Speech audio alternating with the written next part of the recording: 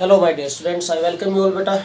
Today we are going to discuss catalytic properties, colored ions, formation, complex formation, alloy formation, interstitial compound formation and magnetic properties of transition elements. आज हमें ये सारी properties discuss करनी है इस lecture के अंदर. Okay? तो let us start beta. First of all we are going to discuss catalytic properties. First of all we are going to discuss beta. First property we are going to discuss beta. Catalytic properties हम discuss करेंगे. पहली property यहाँ पर तो catalytic properties देखिए बेटा. Catalytic properties तो first property हमें यही डिस्कस करनी है आज. मीन इसमें क्या होगा कि most of the transition elements and their compounds act as catalyst. Why? किस टाइप से क्वेश्चन आता है बेटा? किस टाइप से क्वेश्चन बनेगा कि most of the transition metals and their compounds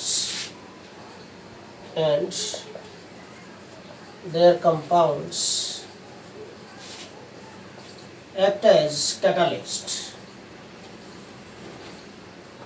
Why? अगर इस टाइप से क्वेश्चन आ जाए तो आप क्या आंसर दोगे? ये पॉइंट है बेटा. ठीक है, इस टाइप से क्वेश्चन बनता है यहाँ पर.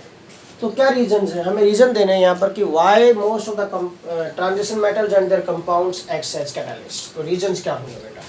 What are the reasons behind it? The reasons due to which most of the transition metals and their compounds act as catalyst. क्या रीजंस है? फर्स्ट बेटा, the presence of unpaired electrons in the d orbitals.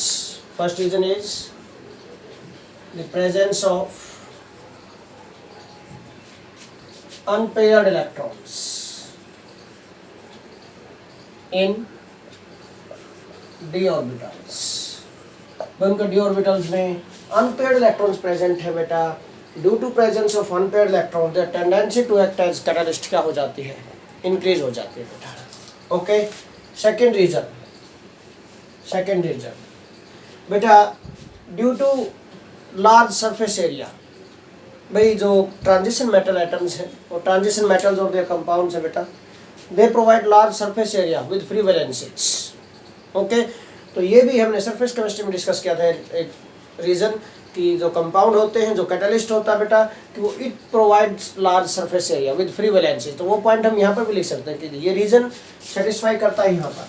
Okay, due to presence of किसकी presence है बेटा? large surface area with free valencies. free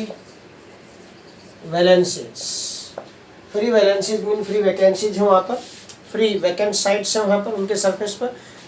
where reactant molecules can adsorb easily and they can react. okay, mean surface area provide करते हैं यहाँ पर. ओके, तो due to presence of large surface area with free valencies we have क्या हो सकता है बेटा? We have reactant molecules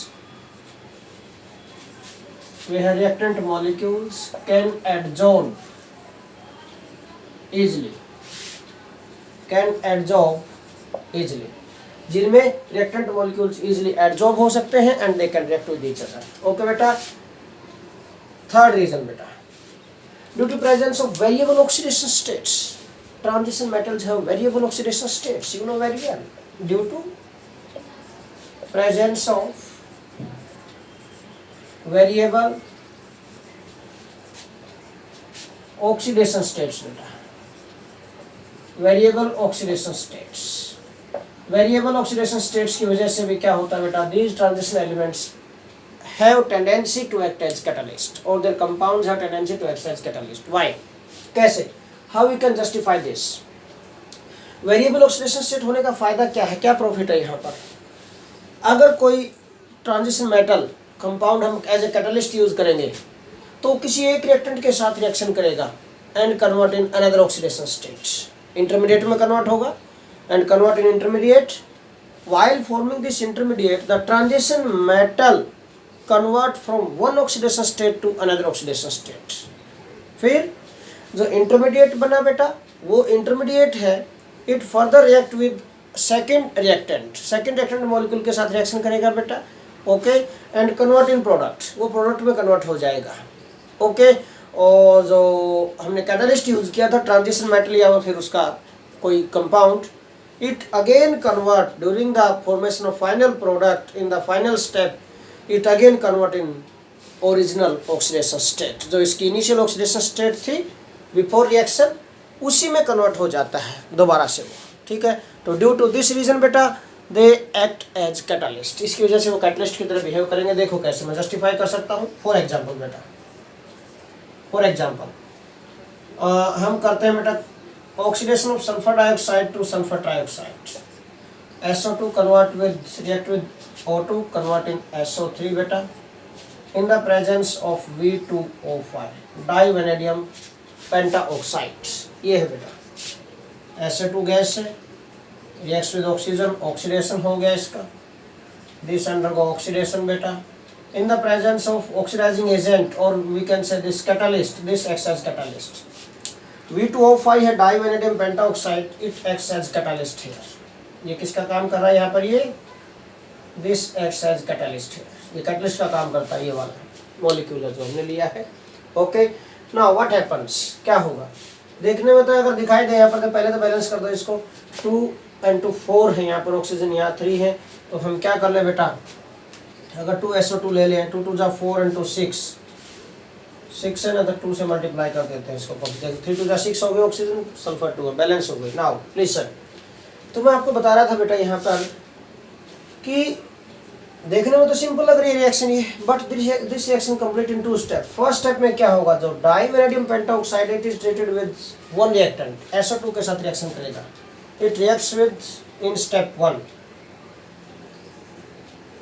step 1 में क्या होगा बेटा, this divanadium pentoxide V2O5 treated with sulphur dioxide molecule, SO2 के साथ रिएक्शन करके it will convert in. First step में ही प्रोडक्ट तो हमें मिल जाएगा, ये ऑक्सीजन डोनेट करेगा, ऑक्सीडाइजिंग एजेंट का काम भी करता है ये, as well as it acts as catalyst, okay. One oxygen atom donate करेगा इसको, it convert in SO3 and खुद किसमें कन्वर्ट हो जाएगा बेटा, V2O4 plus SO3 sulphur trioxide gas, ये कन्वर्ट हो गया। अब सी हियर बेटा, what is oxidation state of vanadium, vanadium की जो ऑक्सीडेशन स्टेट है, ऑक्सीडेशन स्टेट है जो वेनेडियम की, that is +5 here in this भाई 2x, x मान लिया वेनेडियम के हमने, 2 होगा 2x, ऑप्शन पर -2 होता है, -2 × 10 क्या ना -2 × 5 -10 हो गया, 2x - 10 = 0, x = +5 आ गया। यहाँ पर क्या है, here oxidation state of vanadium is +4, यहाँ पर +5 थी ऑक्सीडेशन स्टेट, +5 से +4 ऑक्सीडेशन स्टेट में कन्वर्ट हो गया है बेटा वेनेडियम यहाँ पर, mean it convert from one oxidation state to another oxidation state while the formation of this SO3 from SO2, okay. SO2 से SO3 में गया है, तो व्हाट हैपेंस बेटा, V2O4 में कन्वर्ट हो गया, +5 से +4 इंटरमीडिएट बन गया यहाँ पर ये। अब पॉइंट क्या है देखो, स्टेप सेकंड क्या होगा, what happens in step number 2, step number 2 में क्या होगा बेटा, what happens in step 2, step number second में क्या होगा बेटा, कि जो V2O4 है, दिस V2O4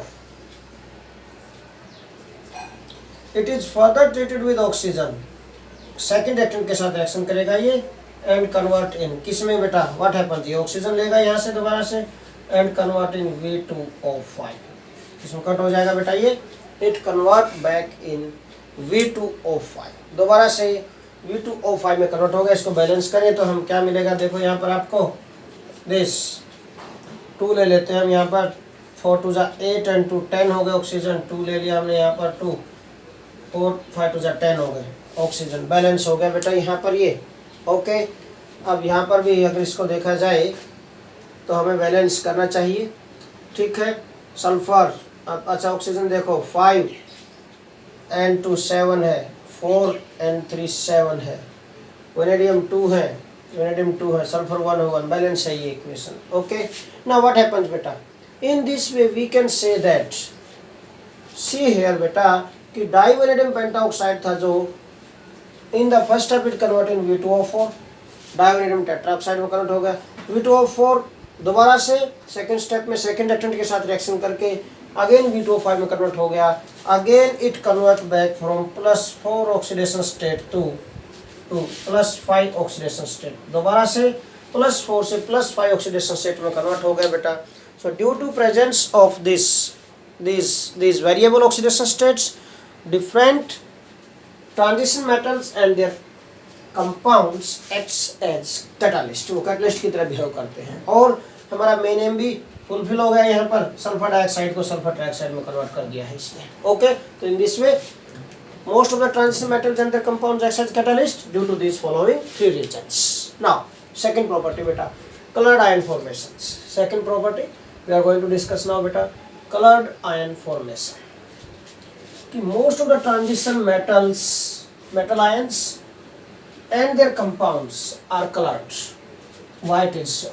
ऐसा क्यों होता है भाई कि most of the transition metal atoms और metal ions and their compounds are colored.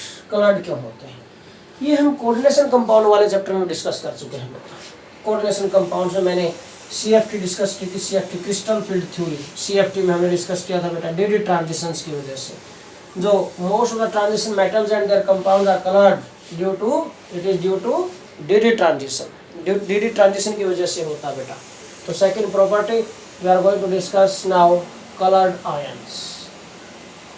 Coloured ions भाई, why most of the transition metal ions and their compounds are colored? ऐसे क्वेश्चन बनेगा इस टाइप से कि why most of the transition metal ions and their compounds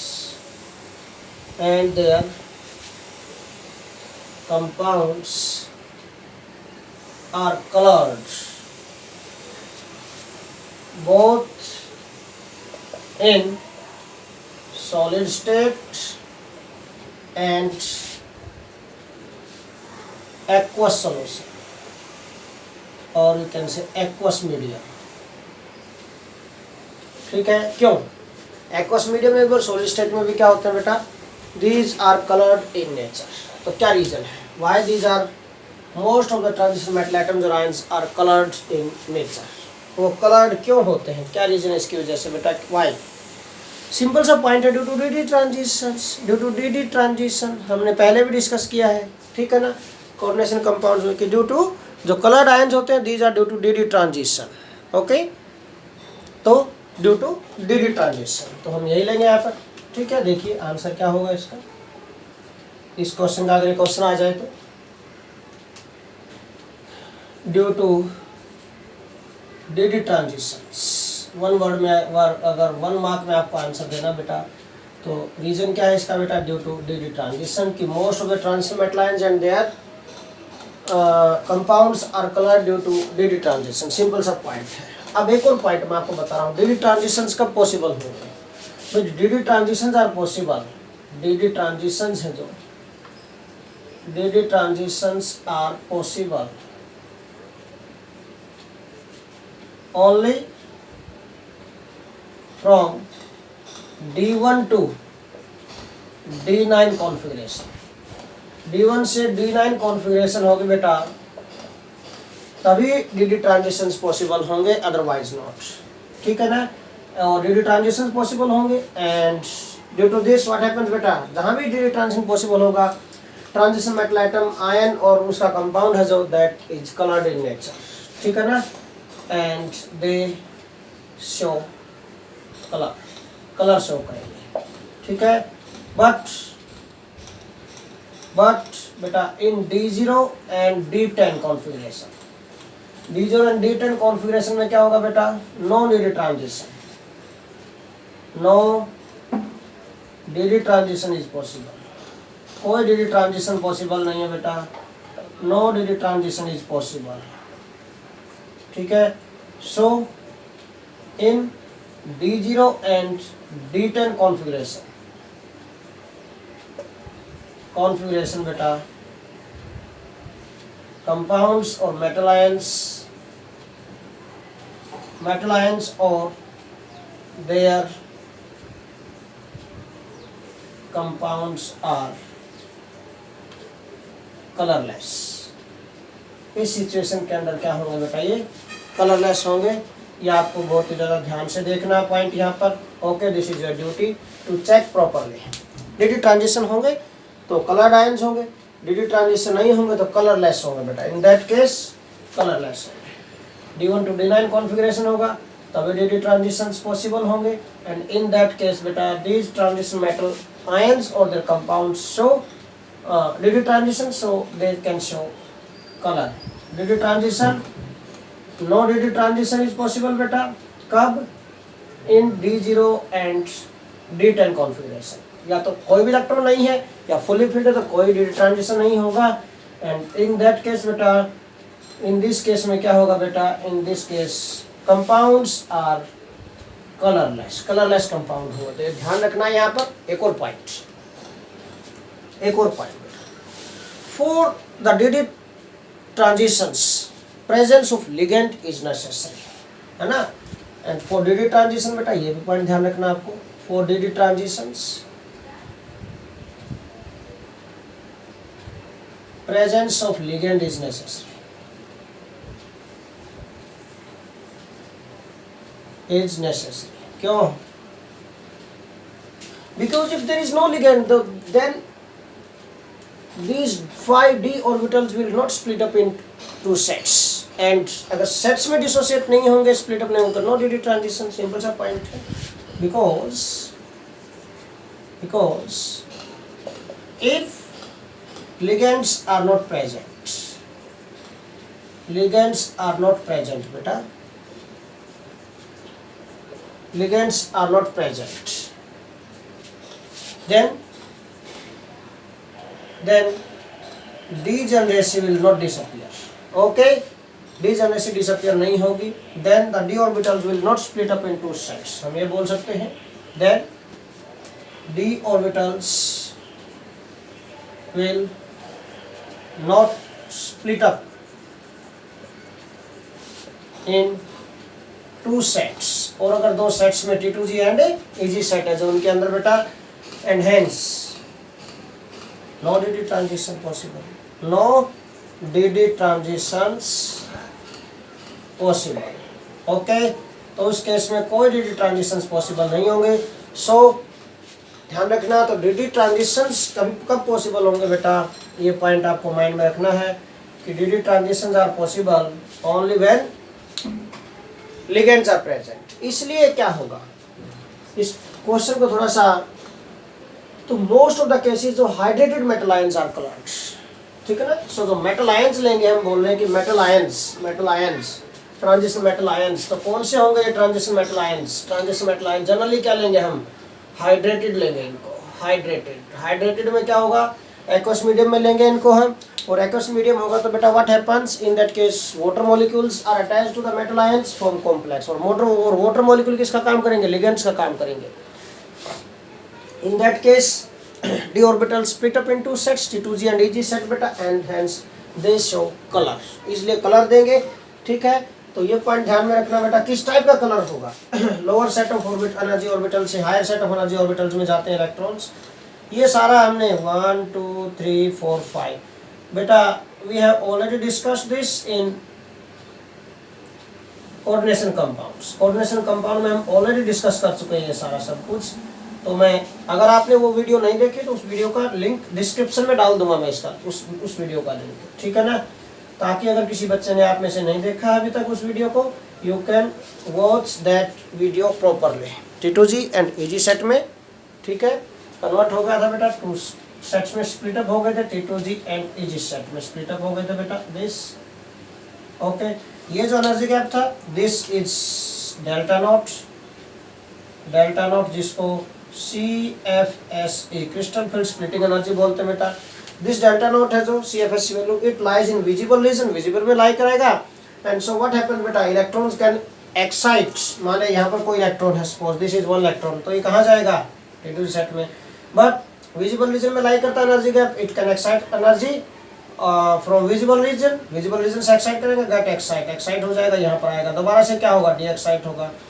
During this, it release energy is released, and this energy release fall in our eyes, so we can see that the particular compound or metal ion, hydrated metal ion है जो, that is colored in nature. Understand क्या point? तो ये सब कुछ जो colour दिखाई देता है that is complementary color. ठीक है ना, कैसा लाइट एब्जॉर्ब की है, किस वेवलेंथ की लाइट एब्जॉर्ब की है, कौन से रीजन से एब्जॉर्ब की है, कैसा कॉम्प्लीमेंट्री कलर दिखाई देगा. We have already discussed this in coordination compounds. ठीक है ना, कोऑर्डिनेशन कंपाउंड में effect of ligands on the colour of the complexes, ये वाला वीडियो था, ध्यान से देखना उसको, डिस्क्रिप्शन में मैं डाल भी दूंगा उसका लिंक. ठीक है, तो आप उसको ध्यान से देख सकते हैं. तो मेन एक बात, यहाँ एक पॉइंट आपको माइंड में रखना है यहाँ पर कि d transitions are possible only when ligands are present there. Mean या तो हाइड्रेटेड मेटल आयंस होंगे वो, या फिर सॉलिड स्टेट में भी है या एक्वस मीडियम में, जो भी वहाँ पर presence of ligands is necessary. Not water molecule, कोई अदर भी लिगेंड हो सकता है. अंडरस्टैंड क्या point?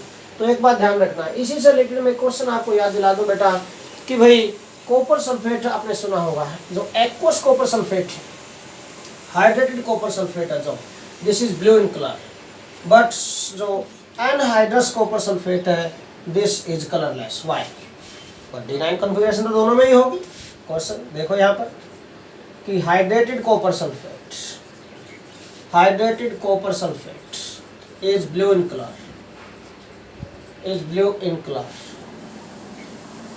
But anhydrous copper sulphate is colourless. Why? ये लो जी, क्या रीजन है बेटा? जब हाइड्रेटेड कॉपर सल्फेट है तो हाइड्रेटेड कॉपर सल्फेट में क्या होगा बेटा, water molecules act as ligand का काम करेंगे वहां पर, और लिगेंड्स की वजह से क्या होगा बेटा, जो डी ऑर्बिटल्स हैं, this d orbitals split up into sets, and in that case d transitions are possible. So it is blue colour दिखाई देगा आपको. But what happens in case of anhydrous copper sulphate बेटा? Anhydrous copper sulphate में what happens बेटा, there is no ligands, no ligand, कोई ligand ही नहीं है इन अनहाइड्रस कॉपर सल्फेट, कोई लिगेंड ही नहीं है. तो व्हाट हैपेंस बेटा, सो डी ऑर्बिटल्स की डीजनरेसी डिसअपीयर नहीं होगी, degeneracy of D orbitals maintain रहेगी. ठीक है ना, तो these D orbitals will not split up in two sets. ठीक है ना, और अगर जब तक दो सेट में ये डिसोसिएट नहीं होंगे, स्प्लिट अप नहीं होंगे, तब तक डी ट्रांजिशन पॉसिबल नहीं होगा. ओके, सो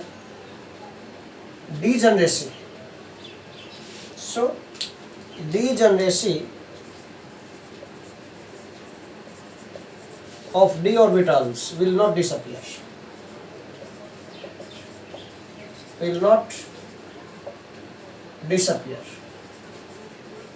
degeneration disappear नहीं होगी, and hence no dd transitions are possible. No doubt copper 2 positive, copper sulphate में कॉपर 2 पॉजिटिव, D9 कॉन्फ़िगरेशन है, इनकम्प्लीट डी सेल है, बट फिर भी डी ट्रांजिशन पॉसिबल नहीं होंगे बेटा. No d transitions are possible.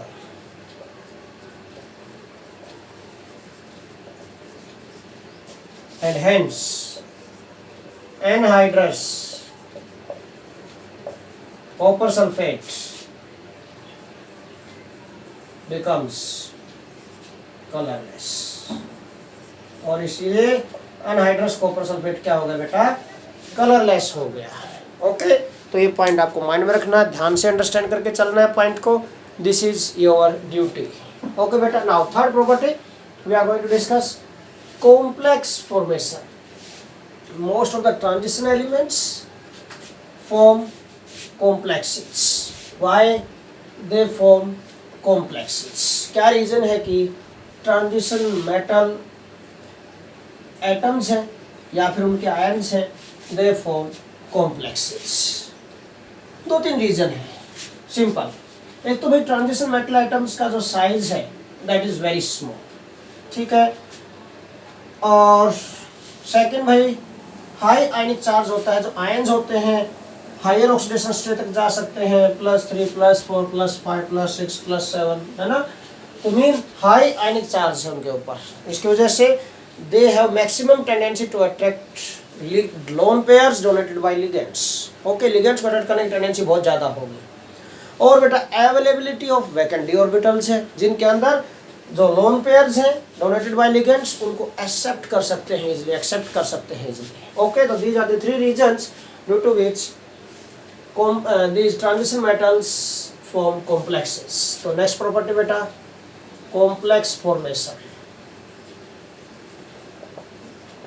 Complex formation we are going to discuss this third property. ठीक है, कॉम्प्लेक्स फॉर्मेशन। कॉम्प्लेक्स फॉर्मेशन क्या रीजंस है? तो most of the transition elements, most of the transition elements और transition metals बोल सकते हैं इसको, transition metals and their ions, transition metals और ions form complexes, form complexes due to following reasons।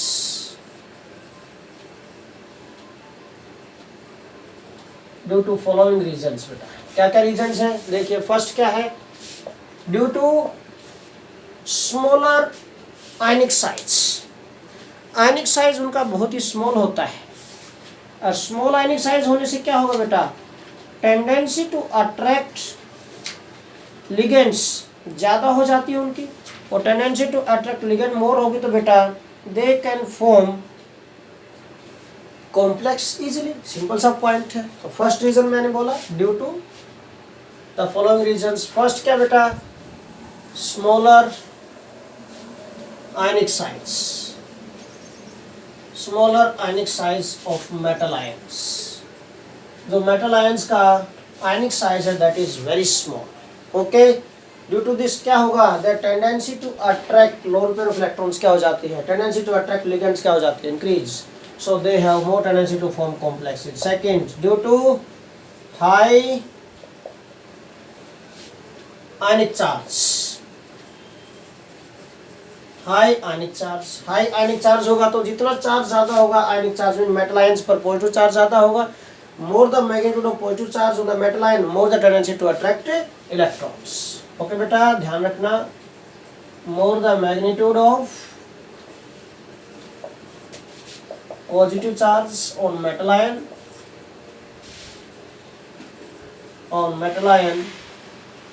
more is the tendency,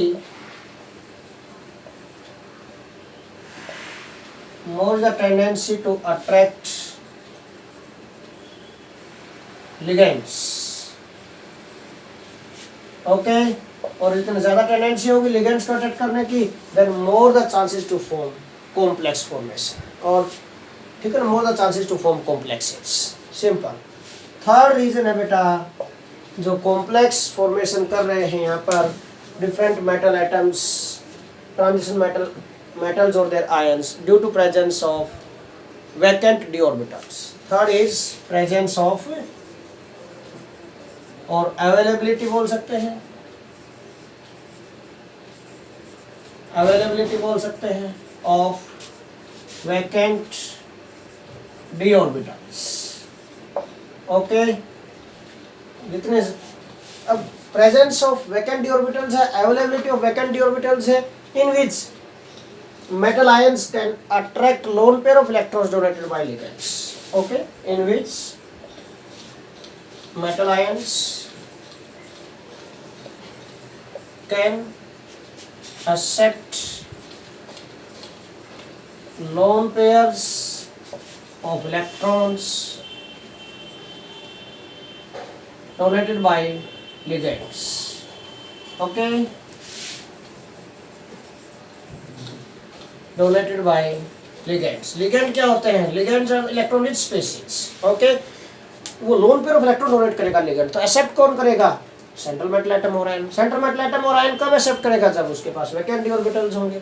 तो vacant d orbitals इनके पास, transition metal atoms और आयंस के पास, in which these can attract lone pairs of electron donated by ligands and hence they form complexes. So due to these reasons they, और we can say these transition metal ions form complexes. Okay, तो 3 reasons है यहाँ पर। Next हम discuss करते हैं बेटा alloy formation. Next property we are going to discuss alloy formation. why these transition elements form alloy, alloy formation। देखिए बेटा alloy formation के लिए होता क्या है,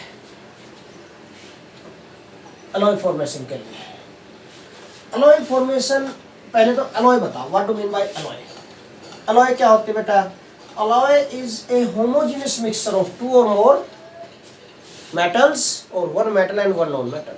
ओके बेटा, two or more metals और one metal and one non-metal, इनका बेटा homogeneous mixture होता है, ठीक है। alloy formation, alloy formation, तो alloy होती क्या? First of all what do mean by alloy, मैं इसी को डिफाइन करवा रहा हूँ पहले आपको। What do mean by alloy, alloy क्या होती है बेटा? alloy क्या होता है बेटा? A homogeneous mixture, homogeneous mixture,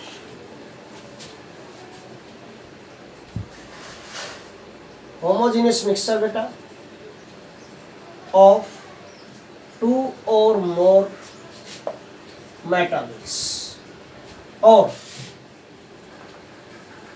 one metal and another non-metal, okay, is called alloy। इसको alloy बोलते हैं बेटा, सिंपल सा पॉइंट है। अब alloy क्या है? Homogeneous mixture. ये होमोजेनियस मिक्सचर कब बन सकता है? होमोजेनियस मिक्सचर बनाने के लिए कंडीशन है कुछ कि ये होमोजेनियस मिक्सचर कब बनेगा बेटा? अगर मेटालिक लैटिस में से एक मेटल एटम दूसरे मेटल एटम को इजीली रिप्लेस कर दे, and this replacement of one metal atom by another is possible only when their atomic size should not differ by more than 15%। 15% से ज़्यादा उनके एटॉमिक साइज में डिफरेंस नहीं होना चाहिए, ओके। तो क्या कंडीशन होगी बेटा? कंडीशन क्या है for alloy formation? Condition for alloy formation,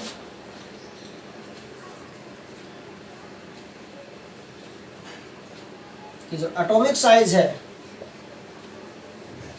atomic size of atoms और we can say atomic radius of the atoms should not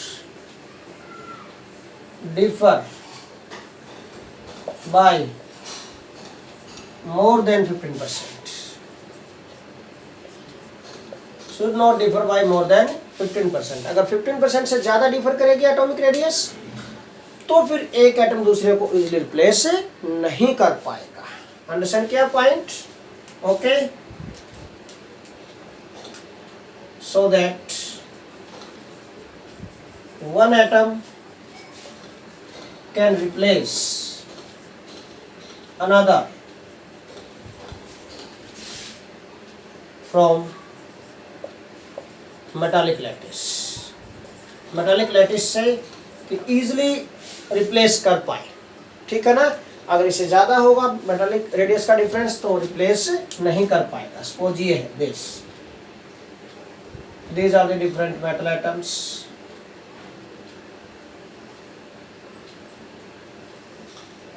in any metallic lattice।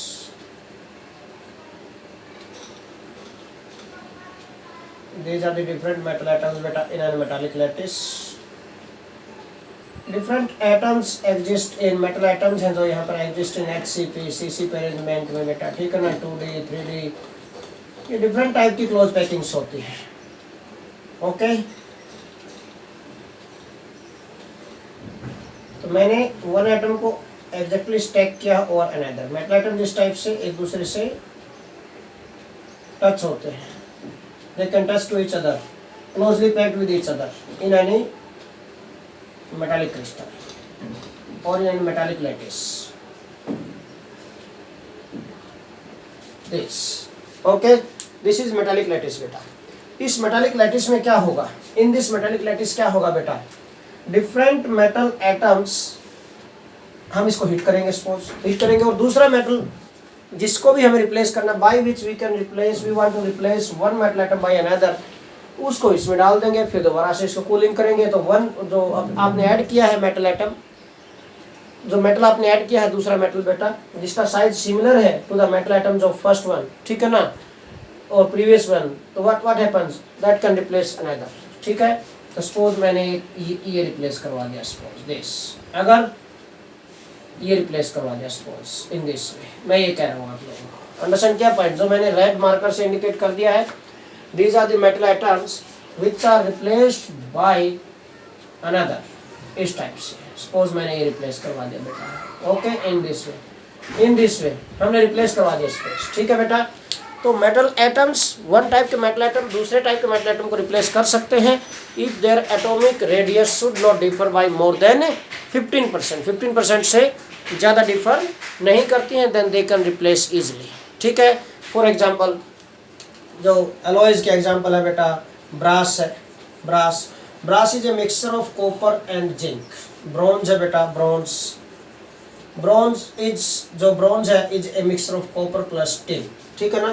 तो ब्रास एंड ब्रॉन्ज हैं जो, these are the mixtures we can say examples of alloy, okay, examples of alloy के examples हैं बेटा। तो जिनमें क्या है, अब जिंक के मेटल आइटम्स का साइज कंपेरेबल है, no doubt metal atoms, zinc के जो मेटल आइटम उनका साइज ज़्यादा है एज कम्पेयर टू कॉपर, हमने डिस्कस किया था, बट 15% से ज़्यादा डिफर नहीं करता है, ये कंडीशन को फुलफिल करते हैं। इसी तरह कॉपर एंड टिन में भी कि जो साइज इनका it should not differ by more than 15%, इस कंडीशन को ओबे करता है, इनका साइज 15% से ज़्यादा डिफर नहीं करता है, so they can replace one, और so in this case what happen बेटा, one atom can replace another atom from its metallic lattice and form alloy formation. और most of the transition elements में क्या है यहाँ पर भी, now in most of the transition elements size should not differ by more than 15%, within this range obey करता है, ठीक है ना। तो क्यों, Y transition elements form complexes, अब पॉइंट में बता रहा हूँ ना। नाउ इन ट्रांजिशन मेटल्स बेटा, साइड जो साइज है differ, size of metal atoms differ within this range or differ by less than 15%, or size of metal atoms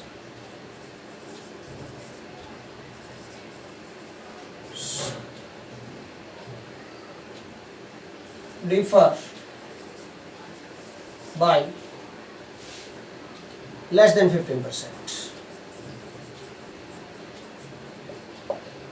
15% से लेस ही डिफर करता है, इससे ज़्यादा नहीं डिफरेंस है साइज में, okay.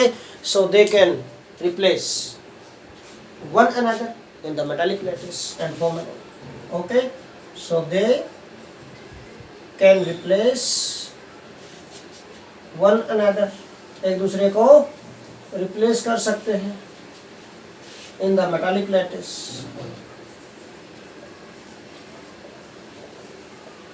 And hence form alloy, इसलिए अलॉय बना सकते हैं, ओके। मेटालिक लैटिस में एक दूसरे को डिफर कर सकते हैं and hence they can form alloy formation possible है, okay. This is the reason. Now next property, fifth property बेटा we are going to discuss here, that is interstitial compound formation. Interstitial compound formation बेटा, fifth property, interstitial compound formation. देखिए क्या होगा इसके अंदर, interstitial word इंटरस्टाइस से बना है। Interstice is nothing but void, vacant spaces, empty spaces, okay. कोई भी मेटल आइटम्स है, these transition metals exist in different types of closed packings, ठीक है। in the metallic lattice different metal atoms are closely packed with each other, ये मैंने बना रखा है metallic lattice spots, ठीक है ना। this is metallic lattice, ये metallic lattice है, okay. metal atoms are closely packed with each other, एक दूसरे के साथ closely packed है।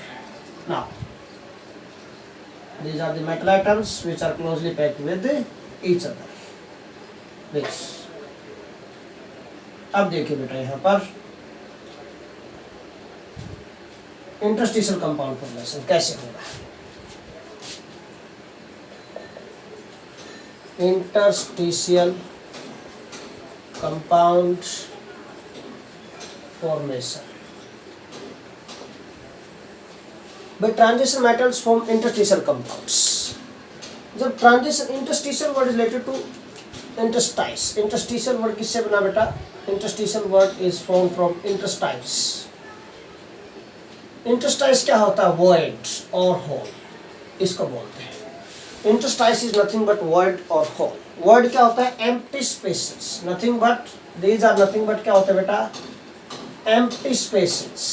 These are empty spaces in between spheres, in between atoms, in between atoms in the metallic lattice.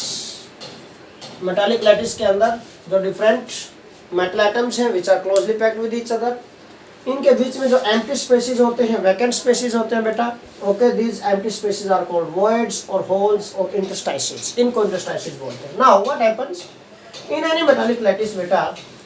There are some voids, ये voids, these are the voids, the empty spaces और voids हैं बेटा, these are the voids, ये voids हैं, these are the voids, and the size of these voids is comparable to the size of some smaller elements, ठीक है ना?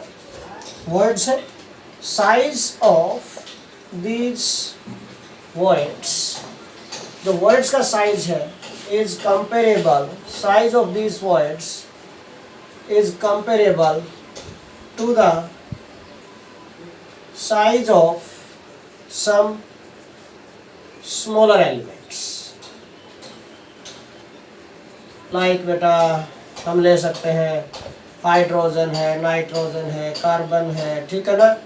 Okay, तो in smaller elements boron है एटसेट्रा, ठीक है, इनके साइज के कंपेरेबल है इनका size, and due to this what happens बेटा? Size of these voids is comparable to the size of some smaller elements, so these elements can enter in voids, so these elements or atoms of these elements, so atoms of these elements can enter in voids easily and form compounds called interstitial compounds. Interstitial compounds, जो compounds बनते हैं बेटा इनको हम interstitial compounds बोलते हैं। यहाँ पर सपोज आ गया, यहाँ पर आ गया किसी स्मॉलर एलिमेंट का एटम आ गया, यहाँ पर आ गया किसी स्मॉलर एलिमेंट का एटम आ गया, यहाँ पर आ गया किसी स्मॉलर एलिमेंट का एटम आ गया, इन वॉइड्स में एंटर कर जाएंगे और जो कंपाउंड्स बनेंगे these compounds are formed are called बेटा interstitial compounds. Okay, for example क्या हो सकते हैं बेटा? एग्जाम्पल्स क्या हो सकते हैं बेटा? टाइटेनियम हाइड्राइड है, TiH2 है, टाइटेनियम कार्बाइड है, ठीक है ना? ओके बेटा, Fe3C है, Fe3, ठीक है, Fe3H है, फेरिक हाइड्राइड है, okay, Fe3C etcetera, all these are the examples of interstitial compound. ये सारे के सारे इंटरस्टिशियल कंपाउंड्स के एग्जांपल्स हैं। ओके, मीन जो ये स्मॉलर एलिमेंट्स हैं इनके एटम्स एंटर कर जाएंगे वॉइड्स में and then form their complexes, और कॉम्प्लेक्सेस बना सकते हैं बेटा। ओके, नाउ नेक्स्ट प्रॉपर्टी है बेटा जो यहाँ पर, that is magnetic properties. Next property है जो बेटा, that is magnetic properties. Most of the transition metals, और ट्रांजिशन मेटल्स है show magnetic behaviours. Why? Most of the transition metals or their ions show magnetic behavior. Why? I mean magnetic behavior किसकी वजह से होगा? Due to presence of unpaired electrons in most of the transition metal. Transition metal तो है ही वो बेटा, किसी में unpaired electrons है, सीधी सी बात है, incomplete orbitals है। Okay, so they show paramagnetism or ferromagnetism. Most of the transition metals, ठीक है। तो लास्ट प्रॉपर्टी हम डिस्कस कर रहे हैं बेटा, मैग्नेटिक प्रॉपर्टीज। मैग्नेटिक प्रॉपर्टीज हम डिस्कस कर रहे हैं बेटा। Magnetic properties. तो क्या बोलेंगे हम, most of the transition metal ions show paramagnetism. Paramagnetism और फेरोमैग्नेटिज्म बेटा, ferromagnetism due to presence of unpaired electrons.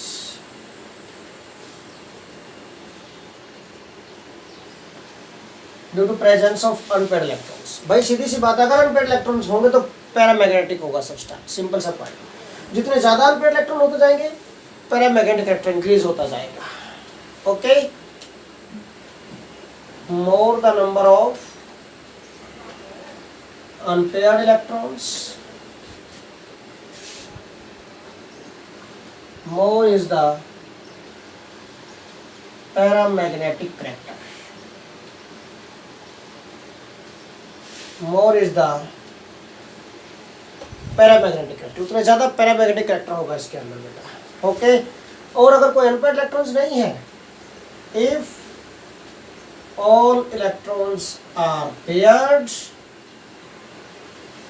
then it becomes diamagnetic।